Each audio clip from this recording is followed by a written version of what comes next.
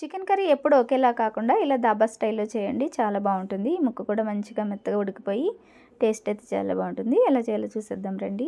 కూరకు సరిపడగా ఆయిల్ వేసుకుని అందులోనే కొంచెం బటర్ కూడా వేసుకుని అది కరిగిన తర్వాత బిర్యానీ ఆకు అలాగే హోల్ గరం మసాలా కొంచెం షాజీరా వేసుకుని అది వేగిన తర్వాత ఉల్లిపాయలు వేసుకుని బాగా వేగిన తర్వాత అల్లం వెల్లుల్లి పేస్ట్ కూడా వేసుకుని అరగంట సాల్ట్ వాటర్లో నానబెట్టుకున్న చికెన్ కూడా వేసుకుని బాగా మగ్గనివ్వండి. మిక్సీ జార్లో 3 టమాటా ముక్కలు అలాగే కొంచెం జీడిపప్పు వేసుకుని మెత్తగా పేస్ట్ చేసుకుని పక్కన పెట్టుకోండి.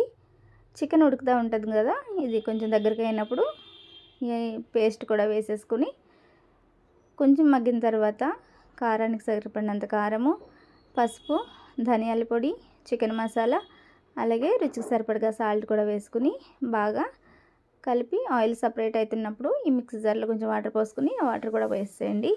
ఇది బాగా దగ్గరికి అయినప్పుడు కొంచెం మెత్తగా ముక్క ఉడికిపోయిన తర్వాత పచ్చిమిర్చి కొత్తిమీరతో గార్నిష్ చేసుకుని వేడివేడిగా రైస్ తోటైనా రోటీ చపాతీ ఏదైనా సర్వ్ చేసుకుంటే చాలా బాగుంటుంది.